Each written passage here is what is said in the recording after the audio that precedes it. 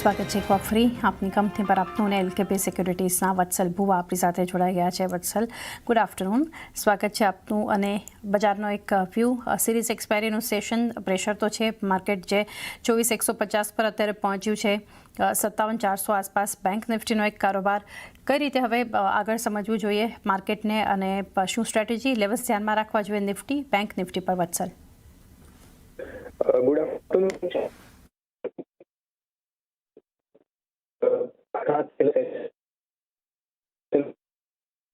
Technical error છે, ફરી આપને કનેક્ટ કરીએ. મીનવાઇલ માર્કેટ પર એકવાર નજર કરી લઈએ તો અત્યારે એ જ 24,150 આસપાસ લેવલ્સ બતાવી રહ્યું છે નિફ્ટી ઘટાડા સાથે.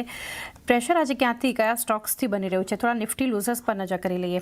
HCL ટેક, ઓવરઓલ આઈટી આજે પ્રેશરમાં છે, તો ટોપ લૂઝર છે નિફ્ટીમાં HCL ટેક 2% ઘટાડા સાથે. ગ્રાસિમ, સિપ્લા, કોલ ઇન્ડિયા બધા જ સ્ટોક્સ છે 1.5 થી 2% આસપાસના ઘટાડે. વિપ્રો, ONGC, ટેક મહિન્દ્રા જુઓ, ત્યાં પણ એક ખાસા પ્રેશર સાથે આપણને કારોબાર થતો જોઈ રહ્યા છે. ગેઇનિંગ કાઉન્ટર્સ આ ઘટાડામાં પણ જે મજબૂત છે, અદાની એન્ટરપ્રાઇઝિસ અને અદાની પોર્ટ્સ બંને જુઓ નિફ્ટીના ટોપ ગેનર્સ છે. ઘટાડામાં ખરીદદારી થઈ રહી છે. ઇટર્નલમાં ICICI બેંક, ટ્રેન્ટ, ત્યાં પણ એક ખાસી મજબૂતી છે. શ્રીરામ ફાઇનાન્સ, મેક્સ હેલ્થકેર જેવા સ્ટોક્સ પણ મજબૂત છે. વત્સલ ફરી કનેક્ટ થઈ ગયા છે. વત્સલ, વ્યૂ આપી રહ્યા હતા માર્કેટ પર? જી, હું નિફ્ટી ઇન્ડેક્સથી શરૂઆત કરું તો નિફ્ટી ઇન્ડેક્સ આપણને છેલ્લા થોડા સેશનથી એક સાઇડવેઝ ટ્રેન્ડમાં દેખાઈ રહ્યું છે. આપણને કોન્સોલિડેશન દેખાઈ રહ્યું છે 24,000 અને 24,300ની રેન્જમાં. નિફ્ટીએ આજે પોતાની જે 20 DMA અને 50 DMA નો જે ઝોન છે ત્યાંથી આપણને થોડું સેલિંગ પ્રેશર જોવા મળ્યું છે. અત્યારની વાત કરીએ તો અત્યારે આપણને 24,150 ને 24,100 અહીંયા એક સારું પુટ રાઇટિંગ આપણને જોવા મળે છે, જે ઇન્ડિકેટ કરે છે કે આજની જે એક્સપાયરી છે એ 24,150 અને 24,200ની વચ્ચે રહેશે. બીકોઝ 24,200 ઉપર આપણને કોલ રાઇટર્સ પણ દેખાય છે, કોલ રાઇટર્સ પોઝિશન એડ કરતા દેખાય છે. એટલે સેન્ટિમેન્ટ ગેપ ડાઉન પછી મને લાગે છે એક ન્યુટ્રલ સેન્ટિમેન્ટ સાથે આપણને 24,150 અને 24,200ની વચ્ચે એક્સપાયર થતું નિફ્ટી દેખાઈ શકે એમ છે. નિફ્ટી માટે જે એક મહત્વનું લેવલ છે આજ માટે છે એ છે 24,100નું. જો ઇન એની કેસ 24,100નું લેવલ તૂટે છે તો ત્યાંથી આપણને સેલિંગ પ્રેશર થોડું ઇન્ટેન્સિફાય થતું આપણે જોઈ શકીએ છીએ. ઓન ધ અધર હેન્ડ 24,200 આ એક કાફી ક્રુશિયલ રેઝિસ્ટન્સ લેવલ છે. અહીંયા જો આ 24,200નું જો રેઝિસ્ટન્સ તૂટે છે તો આપણને ત્યાંથી એક સારું એવું બાઇંગ અને શોર્ટ કવરિંગ આપણને દેખાઈ શકે એમ છે. પણ એક્સપેક્ટેશન છે, જે રીતની કોલ રાઇટર અને પુટ રાઇટરની પોઝિશન જોતા એક્સપેક્ટેશન છે કે 24,150 અને 24,200ની વચ્ચે આજે આપણને માર્કેટ એક્સપાયર થતું નિફ્ટીની એક્સપાયરી આપણને મળતી દેખાઈ શકે એમ છે.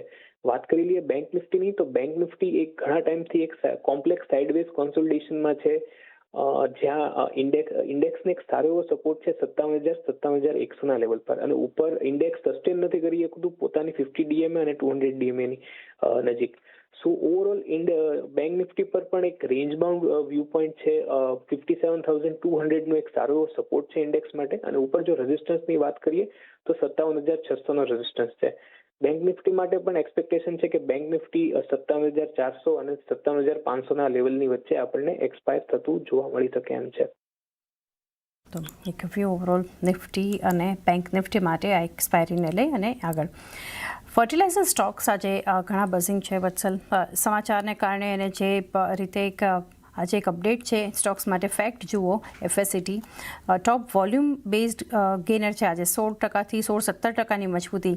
RCF એક મજબૂતી સાથે ત્યાં પણ કામકાજ થઈ. મદ્રાસ ફર્ટિલાઇઝર, NFL બધા જ સ્ટોક્સ છે એક ખાસું એક્શન પોઝિટિવ બનતું જોઈ રહ્યા છે. તો અહીંયાથી કોઈ સેટઅપ ફર્ટિલાઇઝરમાંથી આપ સ્ટ્રોંગ જોઈ રહ્યા છો? જી, ફર્ટિલાઇઝર સ્ટોક્સ આપણે જોઈએ તો છેલ્લા ઘણા ટાઈમથી કાં તો અમુક સ્ટોક છે ડાઉન ટ્રેન્ડમાં છે, અને અમુક જે સ્ટોક છે એ આપણને એક સાઇડવેઝ કોન્સોલિડેશનમાં એક સાઇડવેઝ ટ્રેન્ડમાં ટ્રેડ થતા દેખાઈ રહ્યા છે. તો મારા ખ્યાલથી જેટલા સ્ટોક છે એ ડાઉન ટ્રેન્ડમાં હતા, અને આજે આપણને એક ન્યૂઝ ડ્રીવન એક સારું એવું બાઇંગ જોવા મળ્યું છે. તો મારા ખ્યાલથી 1 થી 2 સેશન ની રાહ જોવી જોઈએ. ફર્ટિલાઇઝર સ્ટોક છે રડાર પર રાખવા જોઈએ, અને અહીંયા જો એક સસ્ટેન્ડ આપણને બાઇંગ જોવા મળે પછી જ અહીંયા એક આપણે કોઈ ટ્રેન્ડ એક્સપેક્ટ કરી શકીએ છીએ. ત્યાં સુધી મારા ખ્યાલથી આને વેઇટ એન્ડ વોચ અત્યારે કરવું જોઈએ. જો કોઈની પાસે પોઝિશન હોય તો પોઝિશનને શ્યોરલી હોલ્ડ કરી શકે એમ છે, કારણ કે મેજોરિટી જે સ્ટોક છે એ પોતાની જે ક્રુશિયલ મૂવિંગ એવરેજ છે એને રિક્લેમ કરીને એક કોન્સોલિડેશનની બહાર નીકળી રહ્યા છે. જેને કે આપણે વાત કરીએ આરસીએફની અને ફેક્ટની બેની ચાર્ટ સેટઅપ સિમિલર દેખાય છે. સ્ટોકમાં આરસીએફની શરૂથી વાત કરીએ તો સ્ટોકમાં આપણને એક ડાઉનવર્ડ કોન્સોલિડેશન દેખાતું અને આજે સ્ટોકમાં આપણને બ્રેકઆઉટ જોવા મળ્યું છે. સાથે જ સ્ટોકે પોતાની 50 ડેઝ 20 ડેઝ અને 100 ડીએમએ રિક્લેમ કરી છે. 131 નો એક રેઝિસ્ટન્સ છે 200 ડીએમએ નો, એ જો રિક્લેમ કરે છે તો મને લાગે છે કે સ્ટોક જઈ શકે છે 150 સુધીનો આપણને એક ટ્રેન્ડ બનતો જોવા મળી શકે એમ છે, પણ એ 131 ના લેવલ પછી જ નક્કી થશે. વાત કરીએ ફેક્ટની તો ફેક્ટમાં આજે આપણને એક સરસ એવું બાઇંગ જોવા મળ્યું છે, એક બુલિશ કેન્ડલસ્ટિક જોવા મળી છે. સેમ સાઇડવેઝ આપણને એક ડાઉનવર્ડ કોન્સોલિડેશનનું બ્રેકઆઉટ જોવા મળ્યું છે, પણ સ્ટોક સામે ઘણા રેઝિસ્ટન્સ છે. પહેલો જે રેઝિસ્ટન્સ છે એ 930 થી 940 નો ઝોન છે અને પછી જે રેઝિસ્ટન્સ છે એ 990 નો છે. તો ઓવરઓલ 2 થી 3 સેશનની મારા ખ્યાલથી અહીંયા રાહ જોવી જોઈએ ફર્ટિલાઇઝર સ્ટોકમાં, અને જો આપણને સસ્ટેન બાઇંગ દેખાય 2 થી 3 સેશનમાં તો આપણે એક ટ્રેન્ડ એક્સપેક્ટ કરી શકીએ છીએ ફર્ટિલાઇઝર સ્ટોકમાં.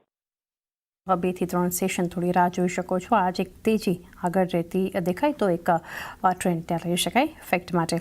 એક ઇન્ડસ ટાવર્સ સમજીએ. 1.25% મજબૂતી છે વત્સલ, એક શોર્ટ કવરિંગ છે અને રોલઓવર ડેટા જો ઘણો સ્ટ્રોંગ છે, 95% આસપાસના એક રોલઓવર સપ્ટેમ્બર સિરીઝમાં આપી રહ્યું છે ઇન્ડસ ટાવર્સ. જી ઇન્ડસ ટાવરની વાત કરીએ તો સ્ટોક એક ડાઉન ટ્રેન્ડમાં ઘણા ટાઈમથી આપણને સ્ટોક એક ડાઉન ટ્રેન્ડમાં દેખાઈ રહ્યો છે. સ્ટોકમાં આપણને લોઅર હાઈઝનું ફોર્મેશન બનતું દેખાઈ રહ્યું છે, પણ હમણાંનું જે રિસન્ટ ડેવલપમેન્ટ છે ત્યાં આપણને એક મોમેન્ટમ ઇન્ડિકેટરમાં એક ડાયવર્જન્સ, એક પોઝિટિવ ડાયવર્જન્સ ઇન્ડિકેટ થઈ રહ્યું છે ઓવરસોલ્ડ ઝોનમાં. તો આ જે ટેકનિકલ સેટઅપ છે ઇન્ડિકેટ કરી છે કે આપણને સ્ટોકમાં એક સારો એવો બાઉન્સ જોવા મળી શકે એમ છે, એક સબસ્ટેન્શિયલ અપસાઇડ જોવા મળી શકે એમ છે 416 સુધીના લેવલ સુધી. સો ઓવરઓલ અત્યારે જે શોર્ટ ટર્મ માટે જે સેટઅપ છે પોઝિટિવ છે. સ્ટોક માટે એક સરસ એવો સપોર્ટ બની રહ્યો છે 365 નો. તો અહીંયા પણ સ્ટોકમાં બાય કરી શકાય એમ છે, કારણ કે સ્ટોક અત્યારે પોતાની 20 ડીએમએ ને રિક્લેમ કરી રહ્યું છે, જે 380 થી 382 નો ઝોન છે 20 ડીએમએ છે ત્યાં રિક્લેમ કરી રહ્યું છે. તો ઓવરઓલ સેટઅપ પોઝિટિવ છે, એક પોઝિટિવ ડાયવર્જન્સ છે, moving average short term moving average reclaim થાય છે, એટલે અહીંથી બાય કરી શકાય એમ છે. જો અહીંથી કોઈ બાય કરતું હોય તો 365 નો એક સ્ટોપ લોસ રાખવાનો રહેશે અને જે ટાર્ગેટ એક્સપેક્ટેડ છે 416 ના ટાર્ગેટ એક્સપેક્ટ કરીને ચાલી શકે એમ છે. 416 ના ટાર્ગેટ અને 365 સ્ટોપ લોસ ઇન્ડસ ટાવર્સ પર ધ્યાનમાં રાખો. વત્સલે સાથે રજા લેવાનો સમય આપના ડિસ્ક્લોઝર્સ જાણીએ. જી આપણે જેટલા સ્ટોક અંગે ચર્ચા કરી એમાં મારું કોઈ અંગત રોકાણ નથી, પણ ક્લાયન્ટનું કે કંપનીનું રોકાણ હોઈ શકે એમ છે. વત્સલ, આપનો આભાર અમારી સાથે જોડાઈ અને ખાસ માર્કેટ પર ચર્ચા કરી. તે સાથે જ આ શોમાં પણ આટલું જ. મને પણ આપશો રજા. વધારે અપડેટ્સ માટે જોતા રહો CNBC બજાર.